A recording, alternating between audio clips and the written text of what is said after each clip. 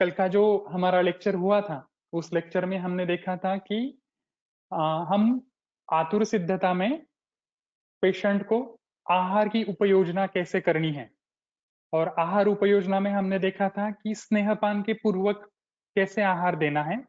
स्नेहपान हमने लिया है, स्नेह जीर्ण हो गया है, स्नेह जीर्ण होने के बाद हमें कैसा आहार देना है।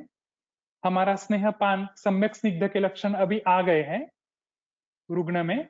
और उसके बाद जो एक दिन का हमारा विराम काल है, विश्राम काल है, उस दिन हमें कफ उत्क्लेशक आहार जो देना है वो कैसे देना है वो हमने देखा। और उस आहार द्रव्यों में ग्रंथों में कौन से द्रव्यों का वर्णन है, उनकी पाक शास्त्र के हिसाब से हम कौन से द्रव्यों का कैसा कैसा कॉम्बिनेशन करके अभी प्रेजेंट सिचुएशन में हम पेशेंट को क्या खिला सकते हैं वो भी हमने देखा।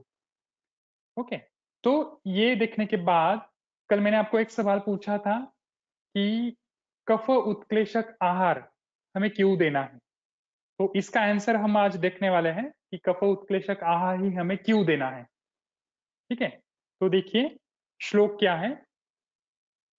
श्लेष्मोत्तरश्छर्दयति हि अदुःखम विरेच्यते मंदकफस्तु सम्यक् अधः कफे अल्पे वमनम विरेचयेत विरेचनम वृद्ध कफे ततो ऊर्ध्वम। श्लोक थोड़ा कॉम्प्लिकेटेड है क्योंकि इस श्लोक में थोड़ा विपर्य तंत्र युक्ति का उपयोग करके पहला जो ये है खंड है वो अलग है, दूसरा जो खंड है वो अलग है। इसका एक कॉमन एक अर्थ है, उसको समझ लो।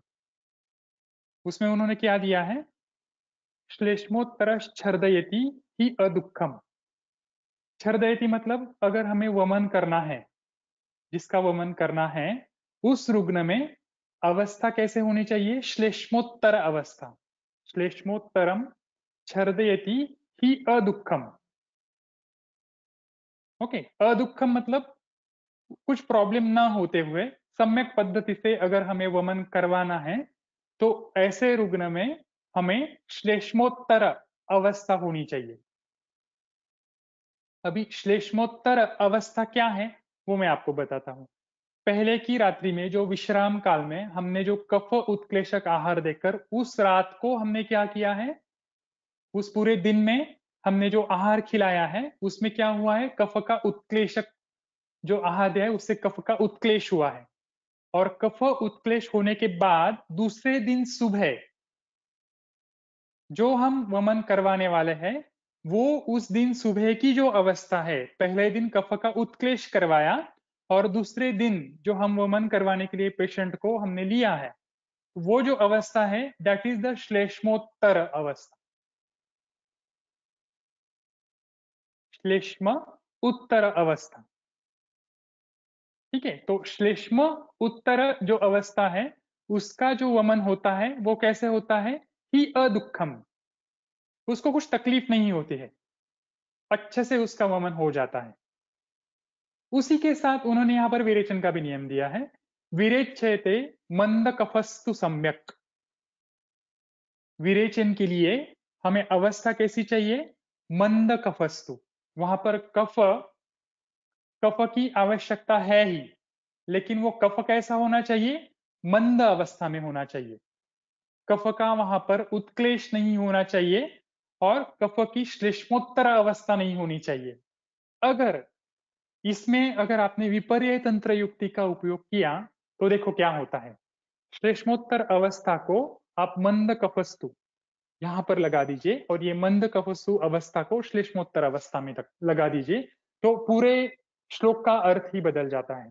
अगर मंद कफस्तु छर्दयति दुखम, ऐसा अर्थ होता है उसका। अगर मंद कफ अवस्था में आपने वमन किया तो वो दुख पूर्वक वमन होगा, सम्यक योग नहीं होगा, पेशेंट को तकलीफ होगी। सेम वैसे ही विरेचयते श्लेष्मोत्तरस्तु असम्यक। अगर आपने श्लेष्मोत्तर अवस्था में विरेचन दिया तो वो विरेचन हमेशा असम्यक ही होगा।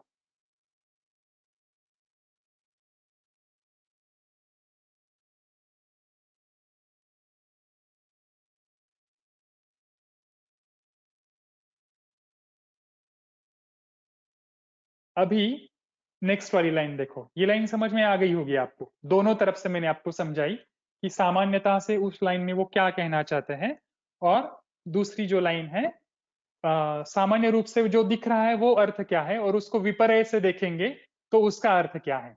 वो दोनों आपको मैंने समझाया कि वमन में श्लेष्मोत्तर अवस्था होनी चाहिए और विरेचन में मंद कफ अवस्था होनी चाहिए। इसलिए हमने वमन के पूर्व दिन जो विश्राम काल है, उस विश्राम काल में कफ उत्क्लेशक आहार दिया है। ओके, अभी आगे देखिए, अधः कफे अल्पे वमनम ही याति विरेचम वृद्ध कफे ततो ऊर्ध्वम। वही जो ऊपर वाले, इसमें मैंने आपको विपर्यय लगाकर जो समझाया वही आपको नीचे वो एक्सप्लेन कर रहे हैं। अध कफे अल्पे वमनम विरेचयेत। अगर कफ अधस्थान में है और अल्प अवस्था में है, दैट इज मंद कफस्तु, तो वमन औषधि देते हुए भी वमनम विरेचयेत, तो वो जो दोष है वो अध मार्ग में गमित हो जाते हैं और वो विरेचन में कन्वर्ट हो जाता है। अधः कफे अल्पे वमनम विरेचयेत। वमन औषधि देते हुए भी अगर शरीर में कफ की अल्प अवस्था में दोष है, तो वो औषधि जो है वो अध मार्ग में चली जाती है और उससे विरेचन होता है। और विरेचनम वृद्ध कफे ततो ऊर्ध्वम। विरेचक औषधि अगर हमने वृद्ध कफ की अवस्था में दी तो क्या होगा, ततो ऊर्ध्वम, तो विरेचन औषधि देते हुए भी वहां पर क्या होगा, ऊर्ध्वम, मतलब वहां पर वमन होगा। तो अभी आपको क्या देखना है, श्लोक में तो उन्होंने देखकर वो आपको सब समझा दिया, लेकिन ये मंद कफ, कफ अल्प, ये जो अवस्थाएं हैं, ये आपको क्वेश्चन में अच्छे से एग्जामाइन करनी है, ये आपको अवस्थाएं समझ में आनी चाहिए। तो ये अवस्था समझाने के लिए आप थोड़ा सा टीका की ओर ध्यान दीजिए। कफे अल्पे स इति वमनम पीतम वमनम अकृतौ अधौ व्याति। सेम वही जो ऊपर दिया है उसी को वो अच्छे से एक्सप्लेन कर रहे हैं। कफ अल्प है तो वमन का औषध पीते हुए भी वमनम पीतम वमनम अकृतौ अधौ व्याति, वहां पर वमन नहीं होता है, वो औषधि अध मार्ग में चली जाती है। उसी के जैसे वृद्धे कफेतु, वृद्ध कफ की अवस्था में विरेचनम प्रयुक्तम ऊर्ध्वम याति, विरेचन की औषधि प्रयुक्त करते हुए भी वहां पर क्या होता है, ऊर्ध्वम याति, वमन हो जाता है। वमनाय संपद्यते इति अर्थः, वहां पर वमन हो जाता है, ऐसा अर्थ हमें यहाँ पर लेना है।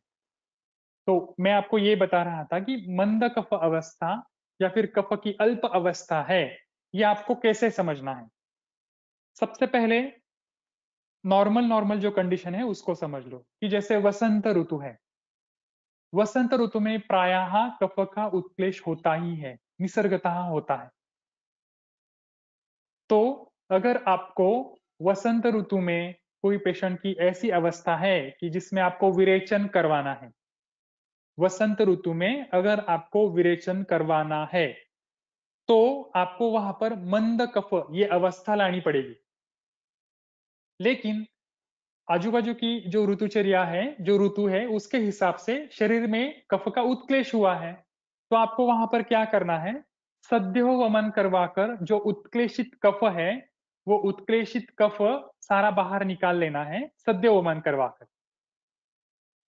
ओके, तो वहां पर सद्यो वमन से जो उत्क्लेशित कफ है वो कफ सब निकल जाएगा, और उसके बाद जो अवस्था निर्माण होगी वो होगी मंद कफ अवस्था। और उसके बाद फिर आप वसंत ऋतु में भी मंद कफ अवस्था उत्पन्न करके वहां पर आप विरेचन दे सकते हैं।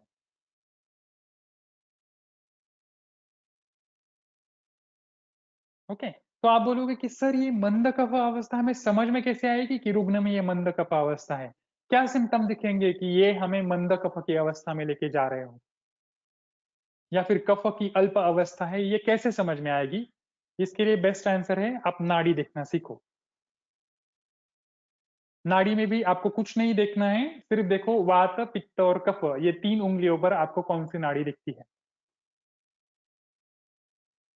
ये मैंने आपको बहुत बार बताया है इससे पहले भी कि आप पूरे दिन में देखा करो। सुबह के वक्त आपको कैसी नाड़ी दिखती है, टॉयलेट को जाओ तो कैसे नाड़ी दिखती है, पेशाब के लिए जाओ तो कैसे लगती है, पेशाब के बाद कैसे लगती है, नहा कर आओ तो नाड़ी कैसे दिखती है, खाना खा रहा हूं तो नाड़ी कैसे लगती है, खाना खाने के बाद कैसे लगती है, खाना खाने के 2 घंटे के बाद कैसे लगती है, दोपहर को अगर मैं सोकर उठा हूं तो नाड़ी कैसे लगती है, रात को नींद आ रही है तो नाड़ी कैसे लगती है, ये आप ऑब्जर्व करो। और वहां पर एक ही रूल अप्लाई होता है, वयो रात्रि भुक्तन्ना तेयंत मध्यादिका क्रम। हमें दोषिक नाड़ी अगर समझ में आ गई, सिर्फ वात पित्त और कफ इतना भी समझ में आ गया ना, तो भी हमारे लिए बहुत है।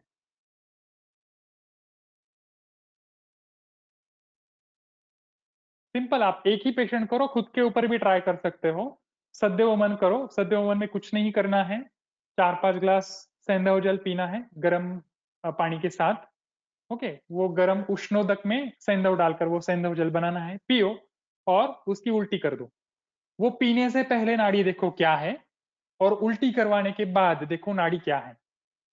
तो जो आपका कफ निकल जाएगा उसके बाद आपकी जो नाड़ी में शुद्धता आपको नजर आएगी, दैट इज द अवस्था ऑफ मंद कफ। वो नाड़ी को अच्छे से ऑब्जर्व करो और अपने दिमाग में फिक्स करवा लो कि वो जो अवस्था है वो मंद कफ की अवस्था है या कफ अल्प की अवस्था है। वो आपको बहुत काम आएगी। अभी लेटेस्ट ही एक केस हुआ था, उस केस के बारे में आपको बताता हूँ। गायनेक डिपार्टमेंट का पेशेंट था, इनफर्टिलिटी के लिए आया हुआ था। सर ने उसका स्नेहपान वगैरह सब करवा लिया था उनके ही डिपार्टमेंट में, लेकिन कुछ इमरजेंसी आ गई इसलिए सर बाहर चले गए। तो सर का मुझे फोन आया कि सर एक कपल आएगा, उनका विरेचन करवाना करवाना है। तो मैंने कहा कि सर ठीक है, कोई प्रॉब्लम नहीं, हम करवा देते हैं विरेचन। पेशेंट आया, तो एक तो पेशेंट आया सुबह 10 बजे, तो 10 बजे आने के बाद वैसे भी हमारा जो विरेचन देने का जो काल है वो चला गया था। तो मैंने कहा कि चलो ठीक है, 10 बजे आ गए हैं तो भी हम करवा देते हैं। वो हस्बैंड वाइफ दोनों पुलिस थे, उनको उनको छुट्टी नहीं थी, अभी लेटेस्ट 1 महीने पहले की केस थी। तो कोविड की सिचुएशन थी, उस कोविड की सिचुएशन की वजह से उनको छुट्टी नहीं मिल पा रही थी। तो उन्होंने वो कैसा वैसे वो दिन एडजस्ट करके आए थे। वो बोले कि नहीं सर आज ही करना है। मैंने उनको कहा कि कल आ जाओ, आज लेट हो गया है। तो बोले कि नहीं सर आज ही करवा दो। मेरी इच्छा नहीं थी उनका करवाने का, लेकिन उनकी इच्छा थी कि करवाना है ऐसे। तो मैंने कहा कि ठीक है, कोई प्रॉब्लम नहीं, आप जाओ, अभ्यंग और बाष्पस्वित करवा लो, मैं 1 घंटे में ऊपर आता हूँ और आपका विरेचन करवा देता हूँ। तो वो गए, जाने के बाद उनका अभ्यंग वगैरह सब हो गया। और आपको पता है सभी को कि विरेचन या वमन देने से पहले जब पेशेंट को औषधि देनी है तो मैं नाड़ी देखता ही हूँ। तो मैंने नाड़ी देखने के लिए दोनों का हाथ, पहले वो जो हस्बैंड थे उनका हाथ देखा और उनकी नाड़ी देखी। नाड़ी देखी तो मुझे कफ के उत्क्लेश की अवस्था या फिर कफ वृद्ध अवस्था में ऐसा मुझे लगा। तो सिंपल मैंने ऐसे ही एक सवाल किया उनको कि आप सुबह कुछ खा के आए हो। तो उन्होंने कहा कि हाँ सर, हमने खाना खाया था सुबह। मैंने क्या खाया सुबह? तो बोले कि सर दही भात खा के आए हैं हम। तो मैंने ऐसे मैं दिमाग के ऊपर ऐसे हाथ लगा के बैठ गया कि इसको विरेचन करवाना है, एक तो ये खा के आया है, वो ऊपर से दही भात खा के आया है। अभी दही है और चावल है, चावल ये अनुपद्रव्य है और दही है ये तीव्र अभिसंधि है, तो वो क्या करेगा, कफ का उत्क्लेश ही करवाएगा। तो यही अवस्था वहां पर हो रही थी कि विरेचन तो देना है लेकिन वो खा के आए हैं दही और चावल। दही चावल खा के आए हैं, विरेचन करवाना है, और अगर मैंने वहां पर विरेचन का औषध दिया तो विरेचन होगा ही नहीं। क्या होगा? ततो ऊर्ध्वम, वहां पर वमन ही हो जाएगा। तो मैंने उन दोनों को समझाया। सबसे पहले मैंने जो गायनक है हमारे सर है उनको फोन किया, मैंने कहा कि सर वो दोनों दही चावल खा के आए हैं सुबह, तो क्या करें? सर ने कहा कि सर वो तो विरेचन कैंसिल ही करवाना पड़ेगा, तो होगा ही नहीं विरेचन। मैंने कहा कि सर उनको समझाना पड़ेगा। फिर पेशेंट को हमने कैसे कैसे करके समझाया। तो थिंग इज दैट कि आपको प्रॉपर काउंसलिंग करने के वक्त पेशेंट को बताना है कि विरेचन के पूर्व आपको क्या खाना है और वमन के पूर्व आपको क्या खाना है। ठीक है? तो ये जो मंद कफ अवस्था है या फिर कफ अल्प की अवस्था है, ये आपको नाड़ी से पता चलेगी। आप क्या खाने को दे रहे हो पेशेंट को, उसी के हिसाब से आपको पता चलेगी। ठीक है, अगर नाड़ी नहीं पता चलती है तो अभ्यास करो, अभ्यास करके भी नहीं हो सकता है तो सिंपल प्रोसीजर फॉलो करो कि विरेचन से पूर्व एक सद्योवमन करवा ही लो। ओके, नाड़ी के झंझट में नहीं पड़ना है तो सद्योवमन करवा के फिर उसका स्नेहपान करवा के वो मंद कफ की जो अवस्था है उसको निर्माण करो और फिर उसका वमन विरेचन करवाओ, कोई प्रॉब्लम नहीं होगा। ठीक है, अब ये श्लोक हो गया कि कफ का उत्क्लेश होकर हमें श्लेष्मोत्तर अवस्था या फिर मंद कफ जो अवस्था है वो अवस्था के हिसाब से हमें वमन और वेरिएशन का प्लान कैसे करना है। यहाँ पर जो चक्रपाणी की टीका है वैसे ही जेजट जी की भी एक टीका है, वो मैंने यहाँ पर नहीं लिखी है। निरंतर पद व्याख्या जो जेजट जी की टीका है उस टीका में भी बहुत अच्छा एक उन्होंने कोटेशन किया है। उसमें ये दिया है कि ये सब हम क्यों कर रहे हैं, कि मंद कफ अवस्था हमें क्यों चाहिए, श्लेष्मोत्तर अवस्था हमें क्यों चाहिए। इसके लिए वो बताते हैं कि सम्यक योग विशेषेणश्च पुनः योग अति योगात उपद्रवाणु अनुपादार्थम तेषां च पृथक वक्षमाणत्वात् इति उच्यते। इतना सारा हम लफड़ा क्यों कर रहे हैं, सम्यक योग विशेषश्च, यहाँ पर हमें जो कर्म हम कर रहे हैं श्लेष्मोत्तर अवस्था में वमन और मंद का अवस्था में विरेचन ये कर रहे हैं, इसका हमें सम्यक योग चाहिए, वो अच्छे से होना चाहिए। वहां पर योग अति योग या फिर कोई उपद्रव नहीं होने चाहिए, इसलिए वो बोल रहे हैं कि पुनः योग अति योगात उपद्रवाणु अणुपादार्थम वो नहीं होने चाहिए, इसलिए हम ये सब अवस्था का ज्ञान यहाँ पर कर रहे हैं, इतना हम यहाँ पर इसका विस्तार कर रहे हैं। तो कोई भी प्रोसीजर है उसका योग अतियोग हीन योग मिथ्या योग या फिर व्यापद या फिर उपद्रव जो कुछ होने वाला है वो सब आप देख रहे हो, हम 2-3 लेक्चर से यही सब देख रहे हैं कि सब किस पर डिपेंड है, पूर्व कर्म के ऊपर डिपेंडेंट है।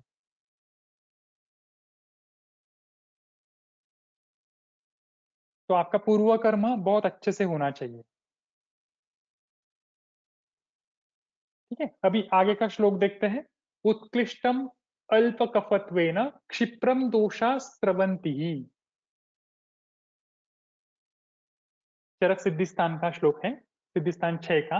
वो दे रहे उत्कृष्ट अल्प कफत्वेन क्षिप्रम दोषा स्रवंती ही। उत्कृष्ट अल्प दो है, उत्कृष्ट कफ और अल्प कफ। ये उत्कृष्ट और अल्प ये दोनों कफ की दो अवस्थाएं हैं।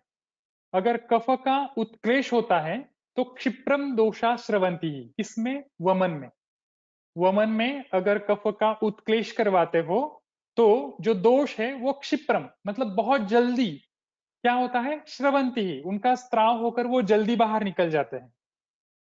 वैसे ही सेम अगर कफ की अल्प अवस्था है, अल्प कफत्वेन क्षिप्रम दोषा स्रवंती ही, अल्प कफ की अवस्था में अगर आप विरेचन करवाते हो तो उस विरेचन में क्या होता है, क्षिप्रम दोषा स्रवंती ही, जो पित्त का द्रवगुण है और कफ का द्रवगुण है उनका स्त्राव होके वो जल्दी से हमारा सम्यक योग वहां पर होता है। अभी आप बोलोगे कि सर आपने ये दोनों अर्थ यहाँ पर कैसे लिए, उत्कृष्ट कफ और अल्प कफ। ये मैंने नहीं लिए हैं, ये चक्रपाणी जी आपको बता रहे हैं। नीचे देखिए, उत्कृष्ट अल्प कफत्वेन इति वमनम प्रति उत्कृष्ट कफत्वेन विरेचनम प्रति अल्प कफत्वेन इति विभागः। यहाँ पर जो उत्कृष्ट अल्प कफत्वेन ये जो शब्द आया है तो उसमें से उत्कृष्ट कफत्वेन प्रति वमनम, उत्कृष्ट कफ की अवस्था है इससे वमन का ग्रहण करना है, और अल्प कफत्वेन इति विरेचनम, अल्प कफ की जो अवस्था है उससे आपको विरेचन का अर्थ ग्रहण करना है, ऐसा आपको चक्रपाणी जी समझाते हैं। अल्टीमेटली हमारा एम एक ही है, मंद कफ अवस्था, कफ अल्प अवस्था तो विरेचन।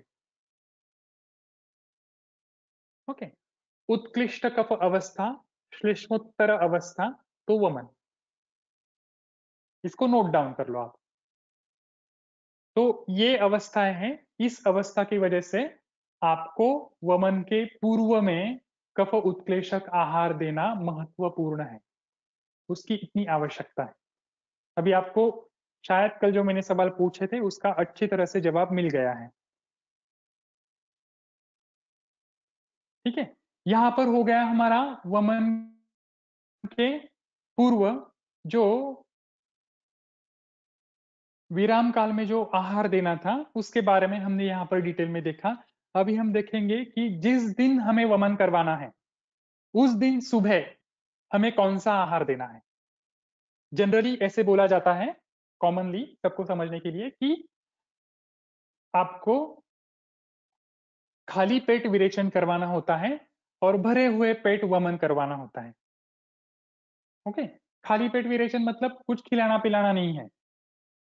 डायरेक्टली पेशेंट सुबह आए, खाली पेट उसको बुलाना है, स्नेहन स्वेदन करने के बाद सीधा उसको विरेचन द्रव्य देना है। दैट इज खाली पेट, एम्प्टी स्टमक। और वमन में ऐसा बोला जाता है कि भरे हुए पेट वमन देना चाहिए। तो भरे हुए पेट वमन देना चाहिए मतलब पेशेंट को हम क्या क्या देते हैं आपको पता है। हम येवागु देते हैं, अकंठ पान देते हैं, वमनोपक द्रव्य देते हैं, इतना सब उसके पेट में डालते हैं तो पेट क्या होता है, भर जाता है।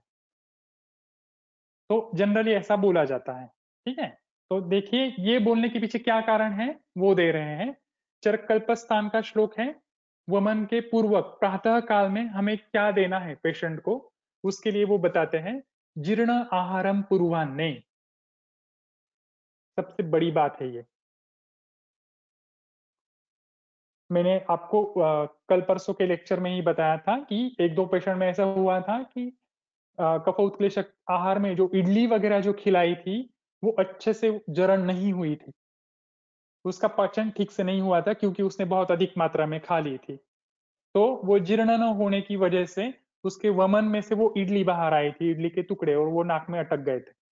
ओके, तो वो अर्ण अन्न जो था वो जीर्ण अवस्था में नहीं था, इसलिए यहाँ पर आहार जीर्ण होना ये बहुत इंपॉर्टेंट बात है। इसलिए चरक जी आपको बोल रहे हैं कि जीर्ण आहारम पूर्वान्ने, पूर्व में खाया हुआ, पूर्व अहनी मतलब पूर्व पहले दिन जो विराम काल है उसमें खाया हुआ जो आहार है वो जीर्ण अवस्था में जाना चाहिए। अभी जीर्ण आहार से लक्षणम क्या है आपको पता है, उद्गार शुद्धि उत्साह वेगोत्सर्ग यथोचिता। ओके, तो ये पेशेंट को आपको हिस्ट्री में पूछना है कि रात को जो खाया है वो डाइजेस्ट हुआ है या नहीं हुआ है। उसके लिए आप पूछोगे कि पेट खाली लग रहा है या भरा हुआ है, सुबह पेट साफ हुआ या नहीं हुआ। ओके, पेशाब को हुई या नहीं हुई, पेट भारी है या नहीं है, ये सब आपको पूछना है। अगर जीर्ण आहार की अवस्था नहीं है तो बेटर वे आप उस दिन का वमन है वो स्टॉप करवा दीजिए, नहीं तो सम्यक योग नहीं होगा। इसलिए जीर्ण आहारम पूर्वान्ने कृत बलि होम मंगल प्रायश्चित्त। अभी देखो, हमने इससे पहले देखा था कि देवता अर्चन वगैरह, गुरु ब्राह्मण, इनका सबका आशीर्वाद लेकर हमें वमन के लिए आना है, लेकिन यहाँ पर वो और दो तीन चीजें दे रहे हैं, कृत बलि होम मंगल प्रायश्चित्त। अभी ये जो दो तीन चीजें हैं ना, बलि होम मंगल और प्रायश्चित्त, ये क्यों करवाना है, क्योंकि हमारे कर्मों के हिसाब से अगर कोई रुग्ण ऐसा है कि उसने आ, कुछ प्रायश्चित्त नहीं किया है, प्रायश्चित्त स्पेसिफिकली जैसे कि आप देखोगे कि कोई हत्या कर दी है और वो हत्या का प्रायश्चित्त अगर नहीं हुआ है तो उस हत्या का कर्म फलस्वरूप उसके वमन व्यापद हो सकते हैं।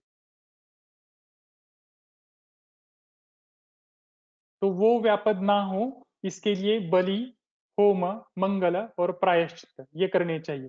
क्षमा मांग लो कि हमने इससे पहले अगर कुछ मैंने किया है तो मुझे क्षमा कर दीजिए, लेकिन मेरा वमन जो है वो अच्छे से हो जाए। ऐसे पेशेंट को आपको बोलना है कि आप आपने अगर ऐसे कुछ किया है तो आप बेटर वे आप क्षमा मांग लो, क्षमा मांगने से आपका वमन अच्छे से हो जाएगा। ये हमारी सेफ्टी के लिए है, पेशेंट की भी सेफ्टी और हमारी भी सेफ्टी। तो बलि होम मंगल ये जो क्रियाएं हैं ये आपको पहले ही करवा लेनी चाहिए। ओके, अगर आपको नहीं करवाना है तो सिंपली पेशेंट को बोल लो कि हमने अभी तक जो मैंने प्रायश्चित्त किए हैं, जो अच्छे बुरे कर्म किए हैं, उसके प्रायश्चित स्वरूप में क्षमा मांगता हूँ। मैंने जितनी भी गलतियां हुए हैं उसके लिए मुझे क्षमा कर दो और आज का मेरा जो वमन है वो अच्छे से हो जाए, ऐसी मैं प्रार्थना करता हूँ। इसको बोलते हैं प्रायश्चित। वो करना चाहिए। ओके, तो ये सब कंडीशंस है ऊपर। जीर्ण आहार पूर्वान्ने कृत बलि होम मंगल प्रायश्चित, ये होने के बाद फिर निरन्नम, वहां पर आपको पेशेंट को कुछ खिलाना नहीं है, अन्न स्वरूप में कुछ खिलाना नहीं है।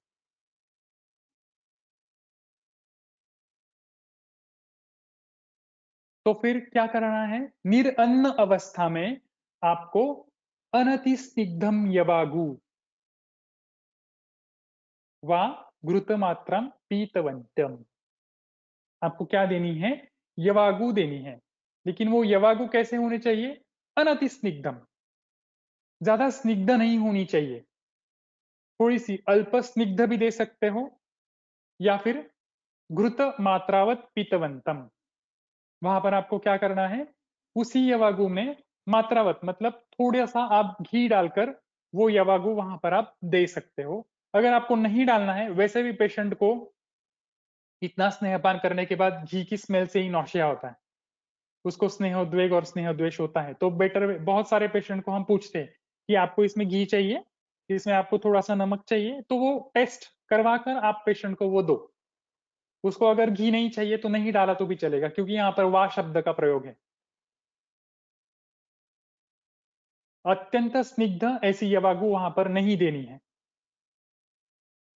तो यवागु कैसे होनी चाहिए? अनति स्निग्धम व घृत मात्रम, घृत से युक्त, या फिर घृत नहीं डाला तो भी चलेगा। अल्प स्निग्ध या फिर स्निग्ध नहीं होगी तो भी चलेगा। ऐसी यवागु आपको क्या करनी है? पीतवंतम, उसको वो पिलानी है। अभी यवागु है वो पीनी चाहिए, वहां पर वो खिलानी नहीं है। तो यवागु की कंसिस्टेंसी आपको कैसी होगी? वो पेशेंट इजीली उसको पी पाए, चम्मच से अच्छे से वो पी पाए, ऐसी उसकी कंसिस्टेंसी होनी चाहिए। ये हो गया चरक जी का रेफरेंस। अभी वाग्भट जी हमें क्या बताते हैं? निरन्नम ईशत स्निग्धम व पेयाया पीत सर्पिशम। यहां पर तो आहार की कल्पना ही उन्होंने बता दी, बदल दी। वो आपको यहाँ पर क्या दे रहे हैं? ईशत स्निग्धम व पेया। यहाँ पर आपको पेया बोल रहे हैं, वो पेया देने को बोल रहे हैं।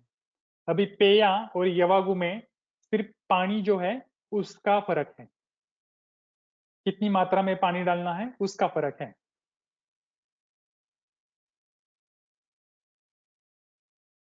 यवागु बहुसिक्तस्यात्, ऐसे दिया है। यवागु में सिक्त ज्यादा होते हैं, मतलब चावल जो है वो ज्यादा होता है। और पेया या पेया आप देख लो कैसे होती है। तो उन दोनों के जो गुणधर्म है, वो दोनों गुणधर्म अलग अलग है।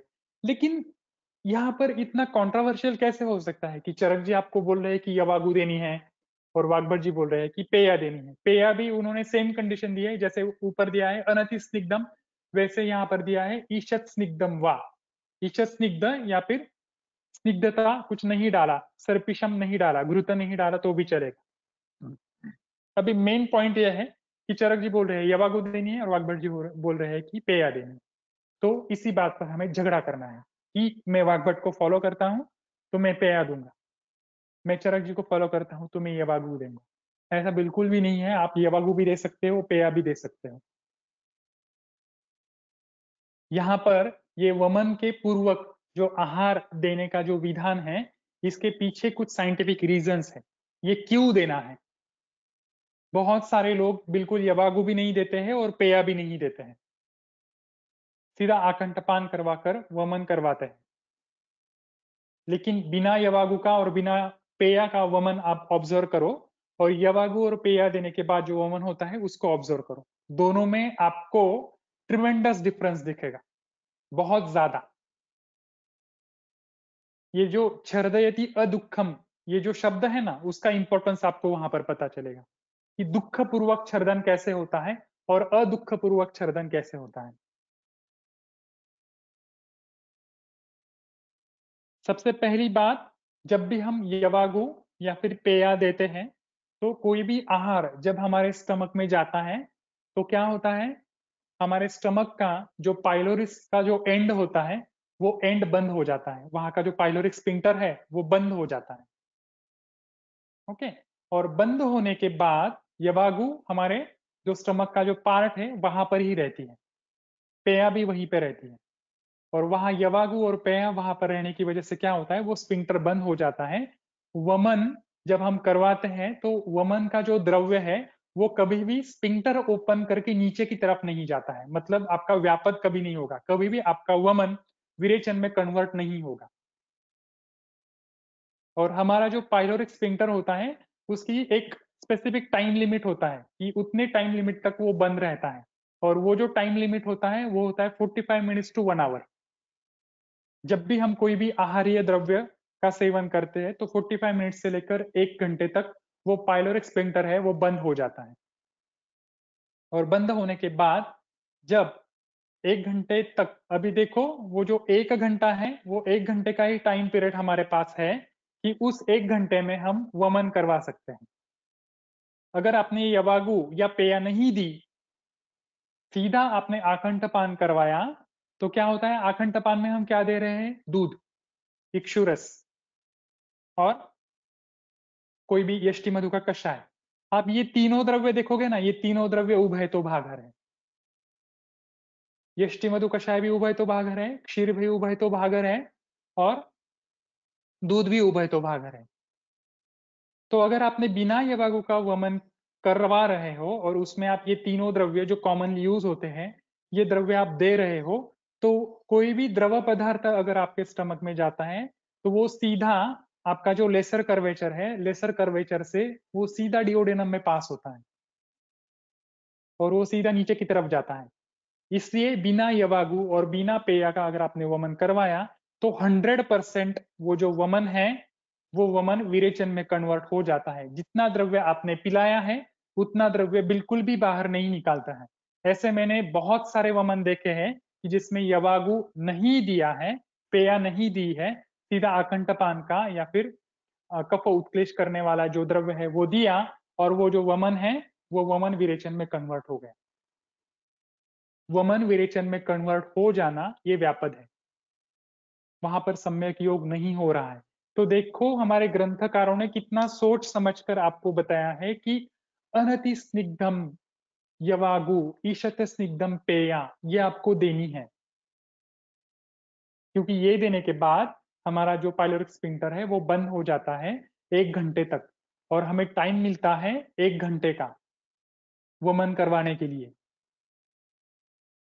उस 1 घंटे में वमन होता है और इसी के साथ यवागु और पेया इन दोनों के अगर आपने गुणधर्म देखे तो यवागु जो है वो पित्त का द्रवगुण बढ़ाती है और पेया पित्त का स्त्राव करवाती है।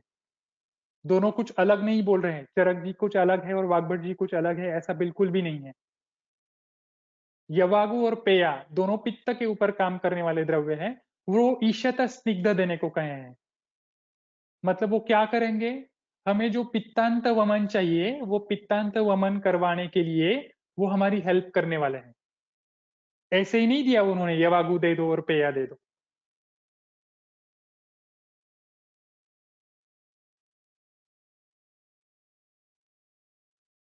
तो वो पित्तांत वमन होने के लिए हमें यवागु और पेया इनका सेवन कब करवाना है, वमन के पूर्व।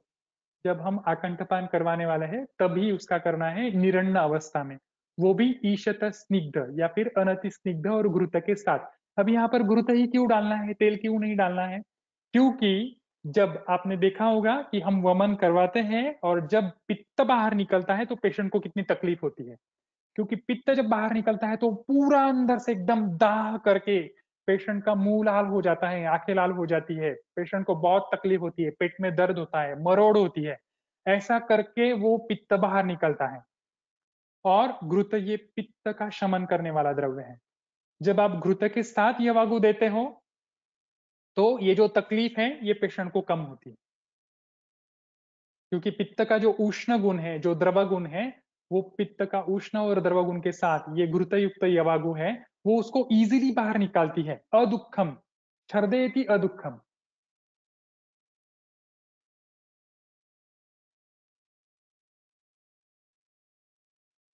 आप लोगों ने वमन तो देखा है, लेकिन वमन के पूर्व में मैं यवागु कैसे बनाता था, उसमें घी कितना डालता था, या फिर पेया कैसे बनाता था, ये आपने कभी नहीं देखा है।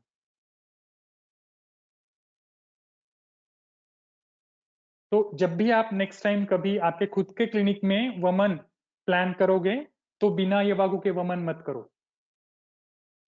क्योंकि हमारे आचार्यों ने बता के रखा है, उन्होंने ऐसे बहुत सारे केस करवाने के बाद आपके सामने ये डाटा रखा है कि नहीं, वमन के पूर्व आपको ईशत स्निग्ध यवागु देनी है, अनति स्निग्ध पेया देनी है, घृत के साथ, तैल वसा मज्जा नहीं।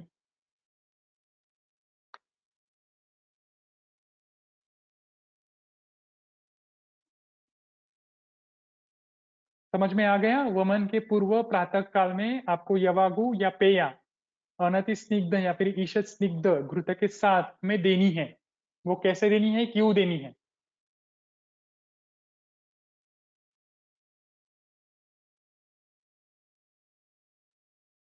समझ में आ गया यहां तक?